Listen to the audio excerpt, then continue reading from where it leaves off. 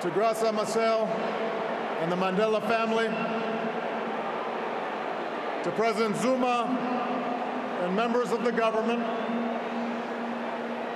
to heads of states and government, past and present, distinguished guests, it is a singular honor to be with you today, to celebrate a life like no other. To the people of South Africa,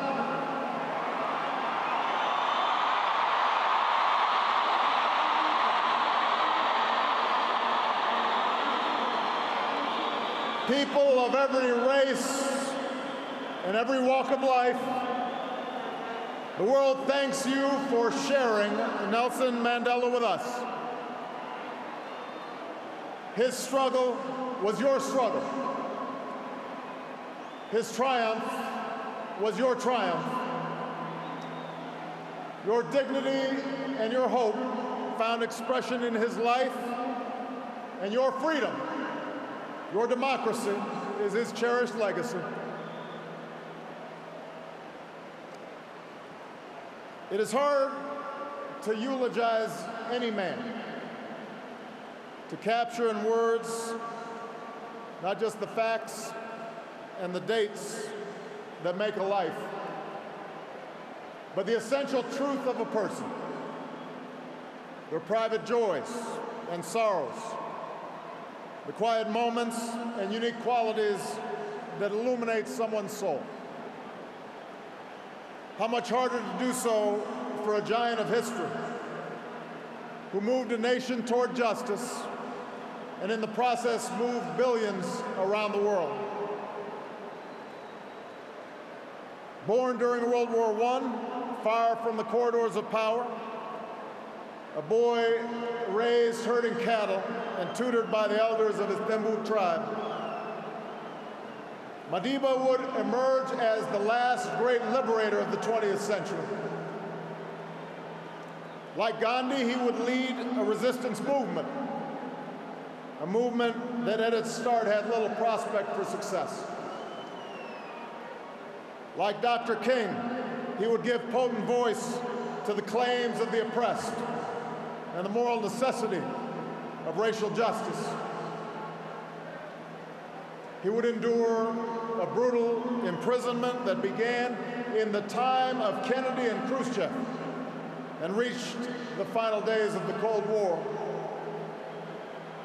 Emerging from prison without the force of arms, he would, like Abraham Lincoln, hold his country together when it threatened to break apart.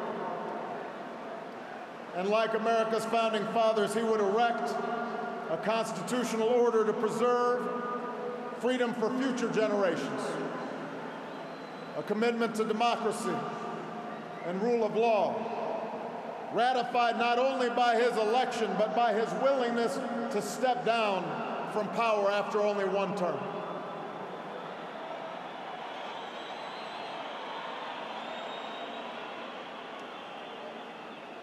Given the sweep of his life, the scope of his accomplishments, the adoration that he so rightly earned, it's tempting, I think, to remember Nelson Mandela as an icon, smiling and serene, detached from the tawdry affairs of lesser men. But Madiba himself strongly resisted such a lifeless portrait.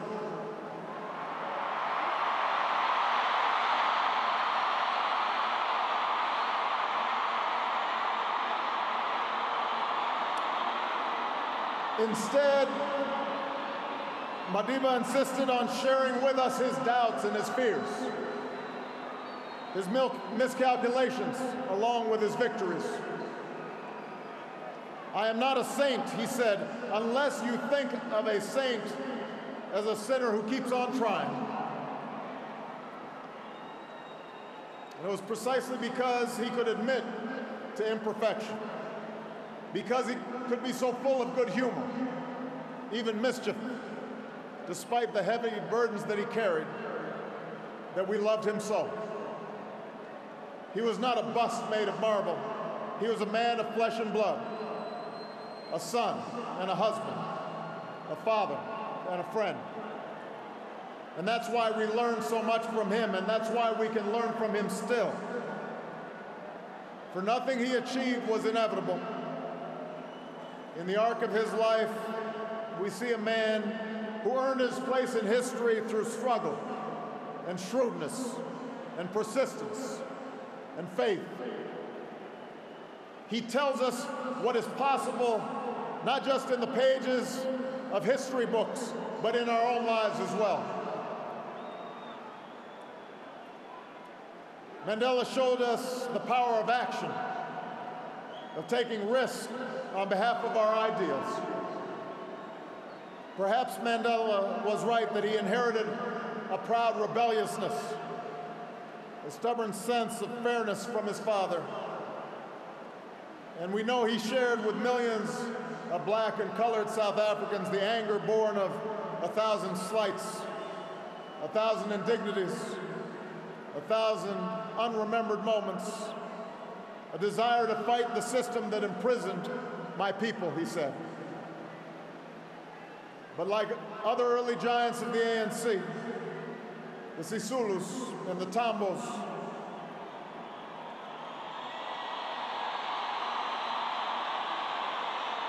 Madiba disciplined his anger and channeled his desire to fight into organization and platforms and strategies for action so men and women could stand up for their God-given dignity. Moreover, he accepted the consequences of his actions, knowing that standing up to powerful interests and injustice carries a price. I have fought against white domination, and I have fought against black domination. I've cherished the ideal of a democratic and free society in which all persons live together in harmony and equal opportunities.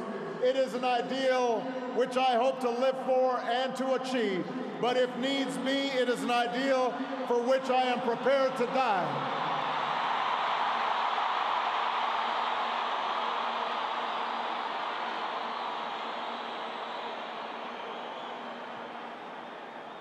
Mandela taught us the power of action, but he also taught us the power of ideas,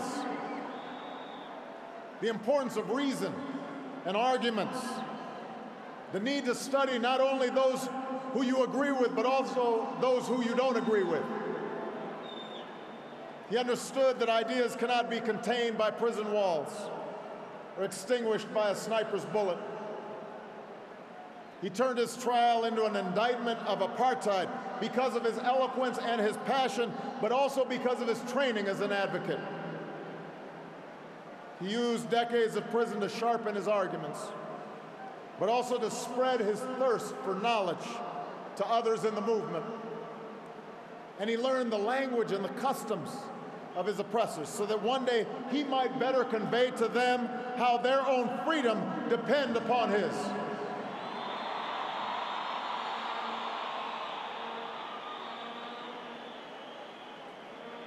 Mandela just demonstrated that action and ideas are not enough.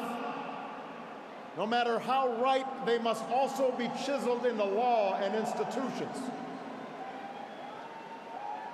He was practical, testing his beliefs against the hard surface of circumstance and history. On core principles, he was unyielding, which is why he could rebuff offers of unconditional release, reminding the apartheid regime that prisoners cannot enter into contracts. But as he showed in painstaking negotiations to transfer power and draft new laws, he was not afraid to compromise for the sake of a larger goal. And because he was not only a leader of a movement, but a skillful politician, the Constitution that emerged was worthy of this multiracial democracy, true to his vision of laws that protect minority as well as majority rights and the precious freedoms of every South African. And finally, Mandela understood the ties that bind the human spirit. There's a word in South Africa Ubuntu.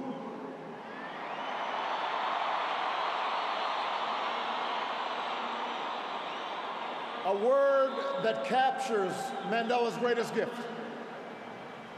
His recognition that we are all bound together in ways that are invisible to the eye, that there's a oneness to humanity, that we achieve ourselves by sharing ourselves with others and caring for those around us. We can never know how much of this sense was innate in him or how much was shaped in a dark and solitary cell. But we remember the gestures, large and small, introducing his jailers as honored guests at his inauguration, taking a pitch in a Springbok uniform, turning his family's heartbreak into a call to confront HIV/AIDS, that revealed the depths of his empathy and his understanding. He not only embodied Ubuntu, he taught millions to find that truth within themselves. It took a man like Madiba to free not just the prisoner, but the jailer as well. To show that you must trust others so that they may trust you.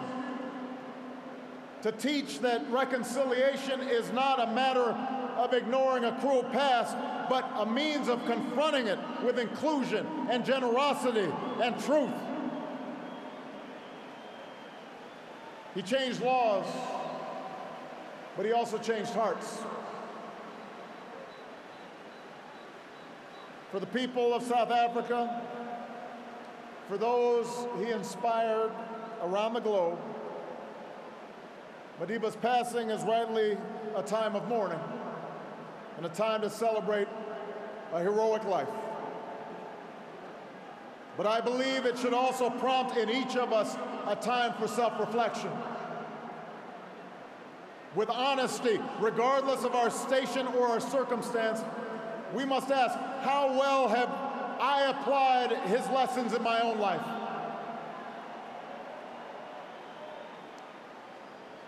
It's a question I ask myself as a man and as a president. We know that, like South Africa, the United States had to overcome centuries of racial subjugation. As was true here, it took sacrifice, the sacrifices of countless people, known and unknown, to see the dawn of a new day. Michelle and I are beneficiaries of that struggle.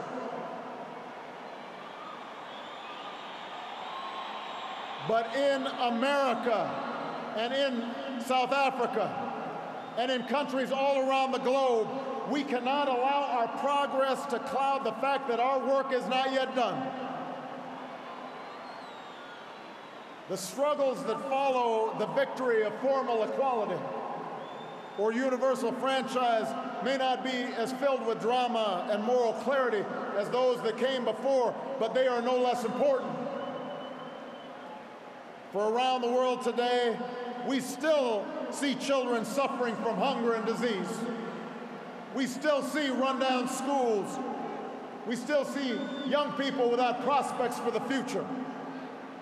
Around the world today, men and women are still imprisoned for their political beliefs and are still persecuted for what they look like and how they worship and who they love.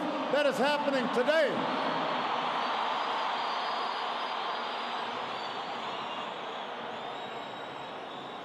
And so we too must act on behalf of justice. We too must act on behalf of peace.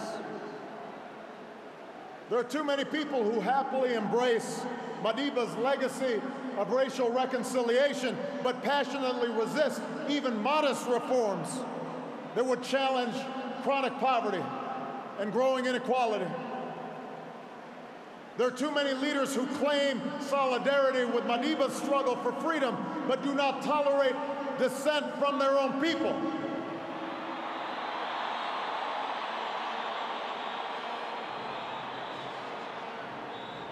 And there are too many of us on the sidelines, comfortable in complacency or cynicism when our voices must be heard. The questions we face today, how to promote equality and justice, how to uphold freedom and human rights, how to end conflict and sectarian war, these things do not have easy answers. But there were no easy answers in front of that child born in World War I. Nelson Mandela reminds us that it always seems impossible until it is done. South Africa shows that is true. South Africa shows we can change, that we can choose a world defined not by our differences, but by our common hopes. We can choose a world defined not by conflict, but by peace and justice and opportunity.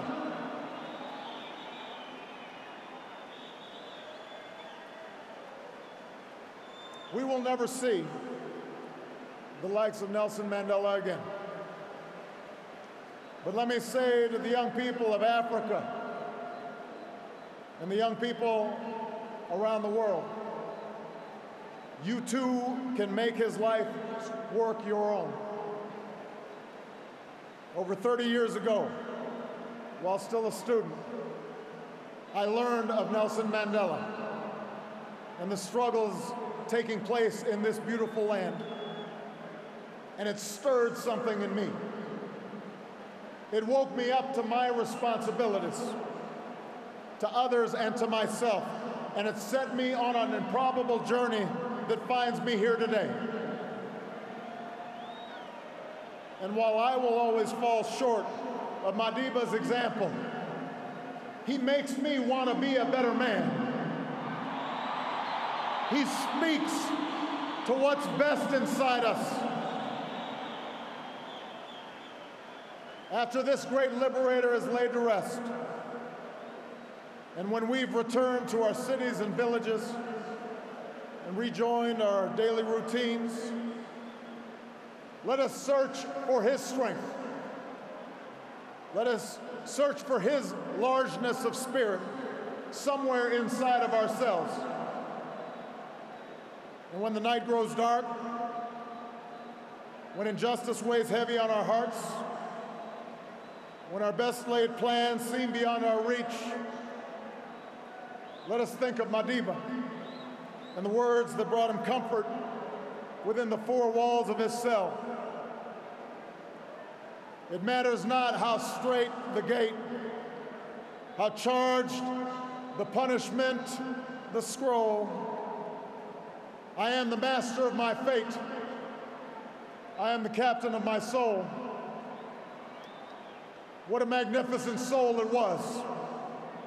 We will miss him deeply. May God bless the memory of Nelson Mandela.